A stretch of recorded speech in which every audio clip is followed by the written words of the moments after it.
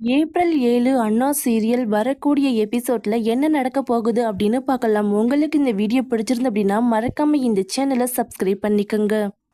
டைம்ல என்ன நம்ம வீட்டு வாசல்ல பாட்டு சவுண்டு கேட்குது அப்படின்னு சண்முகம், வைகுண்டம், பரணி, ரத்னா எல்லாருமே போய் பார்க்குறாங்க. திடீர்னு அவங்க கதவை திறந்து போகிறதுக்குள்ளேயே பாட்டு சவுண்டு நின்று போயிருது. அங்க இருந்து கனியுடைய அம்மாவும் ஓடி போயிடுறாங்க. என்ன நம்ம கதவை திறக்கிறதுக்கு முன்னாலெல்லாம் பாட்டு சவுண்டு கேட்டுச்சு, நம்ம கதவை திறந்து வெளியே வந்ததுக்கு அப்புறமா பாட்டு சவுண்டே கேட்கலையே அப்படிங்கிற மாதிரி பரணி சொல்றாங்க. சரி, இது ஏதோ ஒன்று நடந்துக்கிட்டு இருக்குது, அது ஒரு பக்கம் போகட்டும், எல்லாருமே போய் தூங்குங்க, எதுவாக இருந்தாலும் காலையில் பார்த்துக்கலாம் அப்படின்னு சண்முகம், வைகுண்டம் 2 பேருமே சொல்கிறாங்க. வழக்கம் போல நம்ம பரணி வாசல்ல கோலம் போடுறதுக்காக வந்திருக்கிறாங்க.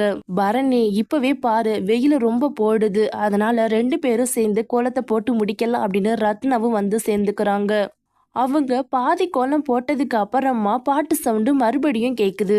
அப்ப பரணி சொல்றாங்க, ரத்னா, நைட்டு கேட்ட அதே பாட்டு சவுண்டு இப்ப கேக்குதா இல்லையா உனக்கு அப்படின்னு கேக்குறாங்க.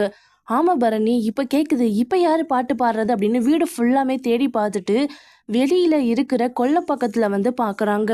அங்க நம்ம கனி செடிக்கு தண்ணி ஊத்திக்கிட்டு அவங்க அம்மா எப்படி பாடினாங்களோ அதே பாட்டையே மறுபடியும் பாடி பார்த்துக்கிட்டே இருக்கிறாங்க. கனி இந்த பாட்டை பாடுறதை கேட்ட சண்முகத்துக்கு பயங்கர ஷாக்கிங்காகவும் ரொம்ப வருத்தமாகவும் இருக்குது.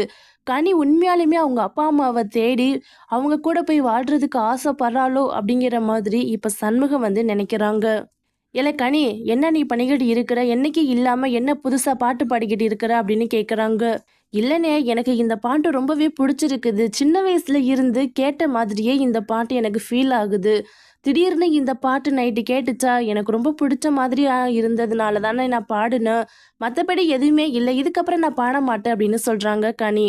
டே, எதுக்குடா தேவையில்லாமல் அவளை நீ தொந்தரவு பண்ணிக்கிட்டு இருக்கிற, இதை பற்றி அவகிட்ட எதுவுமே பேசாத, நம்மளே அடிக்கடி ஞாபகப்படுத்தி விடுற மாதிரி இருக்கும் அப்படின்னு பரணி சொல்கிறாங்க.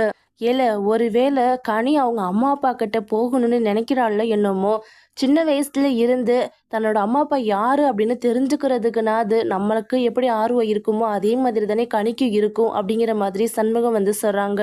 இருக்கலாண்டா, இருந்தாலும் அவ உன்னைய விட்டுட்டு போகிறதுக்கு சான்ஸே இல்லை, எதுக்கு எடுத்தாலும் அண்ணன் அண்ணன்னு உனக்காக உசுரை கொடுக்குறா, அப்படி இருக்கிற பொண்ணு உன்னைய தனியா விட்டுட்டு எப்படிரா அவங்க கூட போவாங்க அப்படிங்கிற மாதிரி பரணி சொல்றாங்க.